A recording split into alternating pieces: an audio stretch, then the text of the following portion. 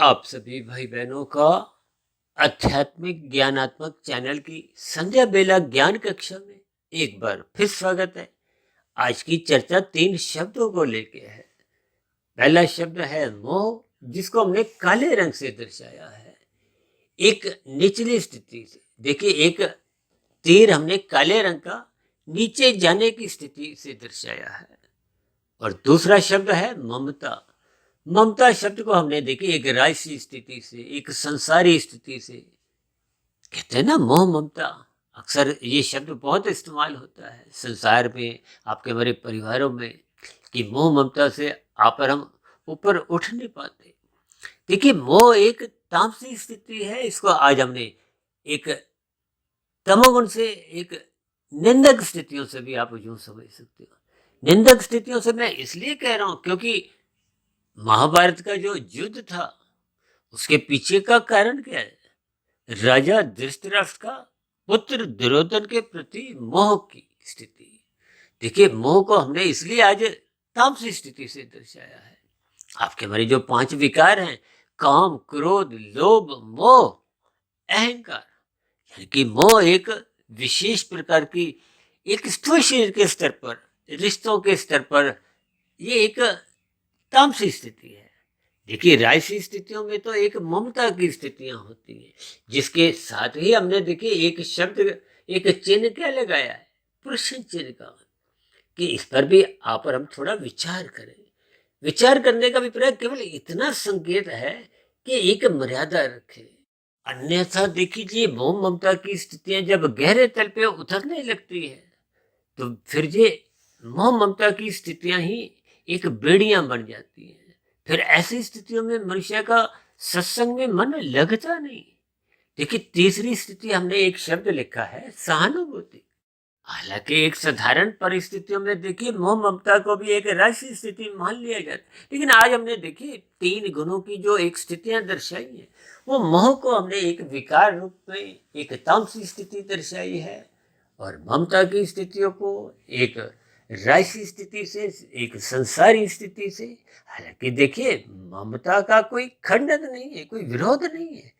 यूं तो देखिए, मोह की भी कोई एक वैसे निंदक स्थितियां नहीं है, लेकिन जब मोह शब्द को आज हमने काले रंग से दर्शाया तो इसका अभिप्राय देखिए उसकी एक निंदक स्थितियों से है, एक अमर्यादित मोह की एक निचली स्थितियों से है।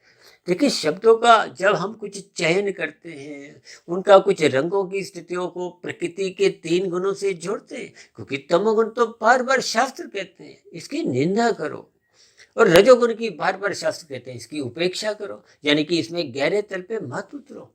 जबकि सतोगुण की शास्त्र बार बार कहते हैं प्रशंसा करो, प्रशंसा करो, इससे जुड़ो।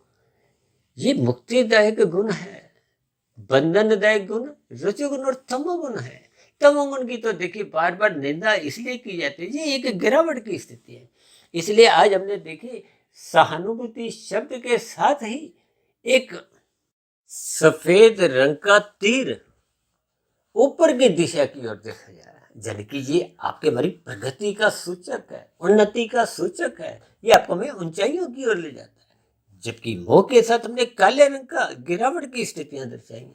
इनके देखिए संकेत आपको में कुछ समझने होते हैं, ताकि आपके हमारे जीवन में देखिए सात्विक स्थितियां मजबूत हो।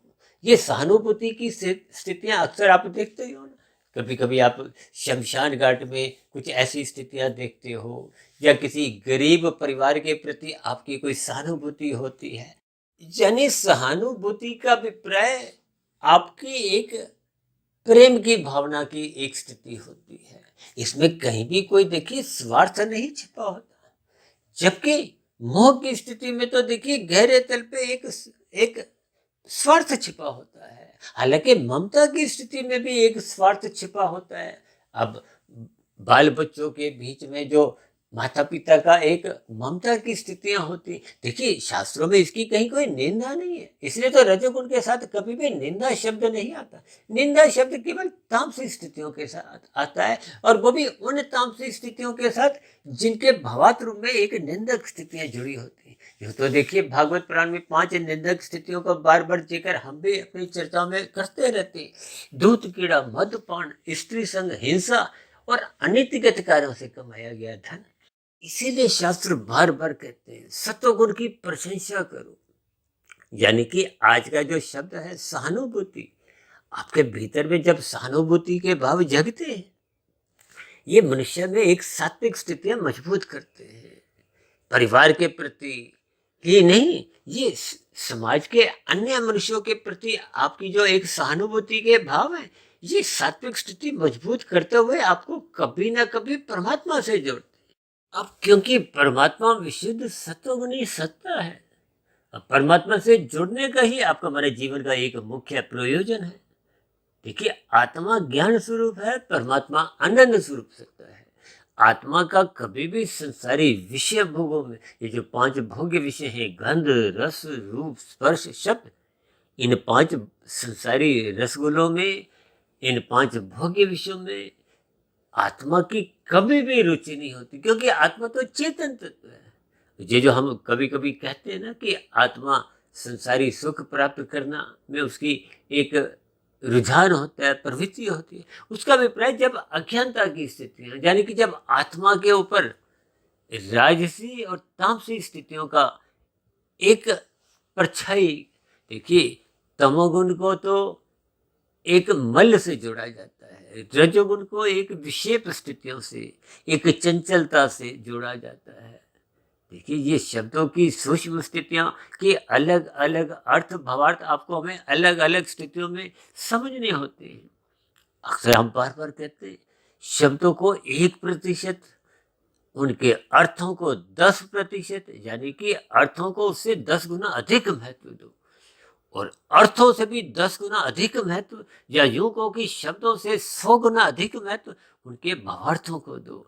अब देखिए हमारी वीडियो में कभी कभी भावार्थ किसी एक वीडियो में कुछ होता है, फिर अलग वीडियो में उनके भावार्थ कुछ अलग दृष्टिकोण से हम कुछ अलग समझा देते हैं।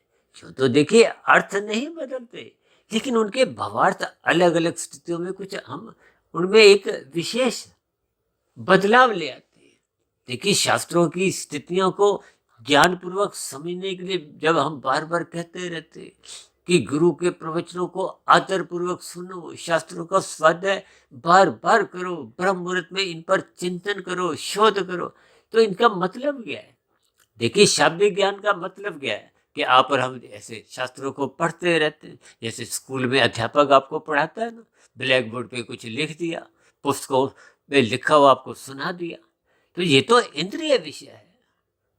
जब मनुष्य का मन उन स्थितियों से नहीं जुड़ा होता। अब देखिए जो विद्यार्थी मन लगा के नहीं पढ़ते, अक्सर माता पिता बच्चों के साथ बार बार कहते हैं मन लगा के पढ़ो। ये मन का अभिप्राय मन बुद्धि की स्थितियों से है। मन एक महाइंद्रिय है, जिसको स्वयं भगवान श्री कृष्ण जी ने गीता में अर्जुन के 5 घोड़ों की स्थितियों को एक लगाम रूप में, यानी कि मन के बिना ये इंद्रियां, ज्ञानेंद्रियां हो चाहे कर्मेंद्रियां हो, तभी तो मन को देखिए स्थूल शरीर का संचालक कहा जाता है, जैसे गाड़ी को ड्राइवर चलाता है। इसका अभिप्राय क्या है कि देखिए मन और बुद्धि की जो एक स्थिति है, मन को तो हम कभी कभी देखिए अनपढ़ गवार भी कह देते हैं। क्यों? क्योंकि उसकी विषय भोगों में आसक्ति होती है। यूं तो देखिए मन को सात्विक स्थिति से शास्त्रों में समझाया गया, लेकिन अनादिकाल से इसको विषय भोगों में रुचि बनी हुई है। इसीलिए तो मन के ऊपर देखिए बुद्धि तत्व है। बुद्धि देखिए पढ़ी लिखी है। पढ़ी लिखी का अभिप्राय क्या है? यदि ये सत्संग नहीं करती तो उसकी पढ़ाई लिखाई कमजोर होने लगती है। देखिए जब बुद्धि निरंतर सत्संग करती है तो उसमें विवेक शक्ति जगती है, और विवेक शक्ति जगने से शास्त्रों का स्वाध्याय आपको भी समझ में आने लगता है। प्रकृति के 3 गुणों की जो एक त्रिगुणात्मक स्थितियां हैं, रहस्यमय स्थितियां हैं, जिसको स्वयं भगवान श्री कृष्ण जी ने एक गुणतम ज्ञान से जोड़ा है, वो फिर समझ में आने लगती है। जब प्रकृति के 3 गुणों का ज्ञान विज्ञान मनुष्य को समझ में आ जाता है, तो फिर इन 3 गुणों से ही आपके हमारे जो 3 शरीर हैं, स्थूल शरीर, सूक्ष्म शरीर, कारण शरीर, इनका संबंध समझ में आने लगता है। देखिए 84 लाख प्रकार की योनियों का संबंध तो स्थूल शरीर से है, और ये बदलते रहते हैं। किसके आधार पे? कारण शरीर के आधार, क्योंकि कारण शरीर में कर्माशय बनता है, कारण शरीर में ही संस्कार बनते हैं। देखिए स्थूल शरीर के स्तर पर आप जैसे जैसी स्थितियां बनाते हो, जब आप लाल बत्ती पे नहीं रुकते तो आपका हमारा चलान कटता है, वो स्थूल शरीर के स्तर पर। अब कितने लोग देखिए स्थूल शरीर के स्तर पर तो रुके हुए दिखाई देते, मन के स्तर पर उनकी रुकने की कोई शर्ता नहीं होती, कोई मन में अच्छे विचार नहीं होते, भागने की फिराक में रहते, लेकिन स्थूल शरीर के स्तर पर वो रुके रहते। तो ऐसे मनुष्यों के देखिए चलान तो नहीं करते, लेकिन मन के भीतर बुरे संस्कार बनते हैं। वो कारण शरीर में बुरे संस्कार जब इकट्ठे होते होते होते होते वो जब गहरे तल पे बन जाते हैं, तो फिर वो मनुष्य को मन बुद्धि के स्तर पर, यानी कि फिर स्थूल शरीर के स्तर पर वो लाल बत्ती पार करवा जाते हैं। देखिए ये सूक्ष्म स्थितियों पर हम निरंतर कुछ ना कुछ ज्ञान विज्ञान समझाते रहते हैं। यानी कि आपके हमारे मन बुद्धि के स्तर पर अच्छे विचार तभी बनते हैं जब आप सत्संग करते हो, गुरु के प्रवचनों को आदरपूर्वक सुनते हो, शास्त्रों का स्वाध्याय करते हो। निरंतर स्वाध्याय करते रहने से मन के विचार सात्विक बनते हैं। सात्विक विचार बनने से फिर मन के जो भीतर की जो स्थिति है वो सहज ही ये सहानुभूति की बनने लगती है। फिर मनुष्य ये मोह ममता की स्थितियों में, विशेष रूप से देखिए मोह की तामसिक स्थितियों में तो कभी गिरता ही नहीं, और ममता को भी एक मर्यादा में रखता है। देखिए ये सभी स्थितियों के सूक्ष्म अर्थ आपको में जितने जितने समझ में आएंगे, क्योंकि शास्त्र बार बार कहते हैं तमोगुण रजोगुण बांधते हैं, बंधनदायक है, केवल सतोगुण ही मुक्तिदायक है। इसलिए आपको हमें अपने मिले हुए जीवन में ये सहानुभूति के भाव जगाने होंगे। शास्त्रों में तो यहाँ तक कहा जाता है कि संवेदनशील बनो। देखिए जैसे कहते हैं ना विवेकशील बनो, ये शील का अभिप्राय एक सात्विक मजबूत स्थिति से होता है। देखिए ममता में तो लेने के भाव भी छिपे होते हैं, और मोह में कभी कभी देखिए छीनने की स्थितियां भी बनी रहती हैं।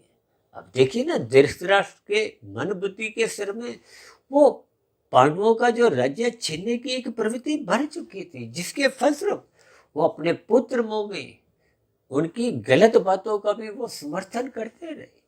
जबकि ममता की स्थितियों में तो देखिए राशि स्थितियां वो भी कुछ लेने की ही होती है या लेने देने की बनी रहती है, यानी कि ये भी स्थितियां कोई बहुत अच्छी नहीं मानी जाती।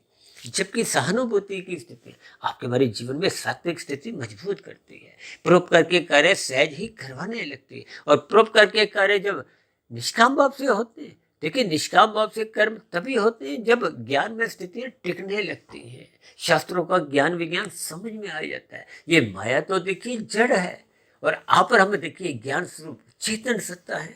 तो फिर ऐसी स्थितियों में मनुष्य माया के खेल में, जैसे कहते हैं ना मदारी के खेल में फिर फंसता नहीं है।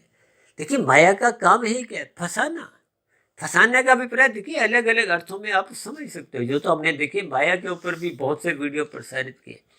इन सभी स्थितियों में आपको में संवेदनशील बनना है, सहानुभूति के भाव जगाने हैं, ताकि आपके मेरे जीवन में सात्विक स्थिति मजबूत हो। सात्विक स्थिति मजबूत होने से ही मनुष्य फिर रात को मौनात्मक स्थितियों से बचने लगता है, समय पे सोने लगता है, ब्रह्म मुहूर्त में उठने लगता है। और ब्रह्म मुहूर्त तो देखिए सतोगुण की एक शुद्धतम स्थिति है। उस स्थिति विशेष में आप और हम परमात्मा को जितना चाहे लूट सकते हैं, गुरु को जितना चाहे लूट सकते हैं, शास्त्रों को जितना चाहे लूट सकते हैं। यहाँ लूटने का अभिप्राय एक सात्विक स्थितियों से है। परमात्मा तो देखिए ब्रह्म मुहूर्त में लूटने के लिए ही सदा विद्यमान रहते हैं। वो तो देखिए दिन में भी लूटने के लिए रहते हैं, लेकिन दिन में राशि स्थितियां होती हैं। एक संसारी मनुष्य संसार को लूटने में ही लगा रहता है, तभी तो उसकी भागदौड़ कुछ ऐसी ही स्थितियों में उसको भगाए रखती है। देखिए इन सभी स्थितियों को अपने ज्ञान पूर्वक इनके अर्थ समझने हैं, इनके भावार्थ समझने हैं। अन्यथा कभी कभी देखिए कोई भाई बंधु प्रश्नों पर ही रुक जाते हैं, उलझ जाते हैं, और प्रश्नों पर रुकते हुए ही विभिन्न प्रकार के कुछ प्रश्न भी रख देते हैं। देखिए शब्दों की श्रृंखला में इन सभी स्थितियों में आपको में शब्दों से अधिक महत्व अर्थों को देना होता है, अर्थों से अधिक महत्व आपको में उनके भावार्थों को देना होता है। इसलिए हम सभी भाई बहनों को अपने मिले हुए जीवन में इस सहानुभूति की स्थितियों को बनाना चाहिए, जगाना चाहिए, ताकि परमात्मा की नजदीकियां सहज ही प्राप्त होने लगे। आपके हमारे जीवन में आध्यात्मिक उन्नति के दरवाजे क्रमशः खुलने लगे। इन्हीं शुभकामनाओं के साथ चर्चा विशेष को हम यही विश्राम देते हैं। कल सुबह फिर मिलते हैं ब्रह्म मुहूर्त ज्ञान उपदेश कक्षा में। तब तक आप अपने आध्यात्मिक मित्र सुधीर भाटिया फकीर को इजाजत दें।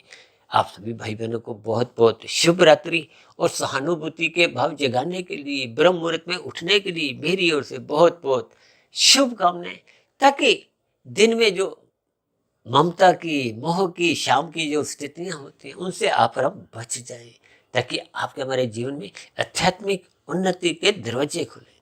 तो अब चर्चा विशेष को यही विराम देते हैं। फिर भी चर्चा संबंधित कोई बात आपको समझ नहीं आई हो, आपके मन में कोई प्रश्न उठ रहा हो, कोई मेरी कही गई बातें आपको तर्क संगत आधी अधूरी ही लगती हो, तर्क संगत सही नहीं लगी हो, या कही गई बातों पर आपकी किसी प्रकार की कोई आपत्ति हो, शिकायत हो, तो आपके प्रश्नों के साथ साथ सुझावों का, शिकायतों का नीचे दिए गए कमेंट्स बॉक्स पर जब प्रश्नोत्तर ज्ञान कक्षा में सदा ही स्वागत है। और इस चर्चा विशेष को ध्यानपूर्वक, धैर्यपूर्वक, गंभीरतापूर्वक सुनने के लिए आप सभी भाई बहनों का बहुत बहुत धन्यवाद।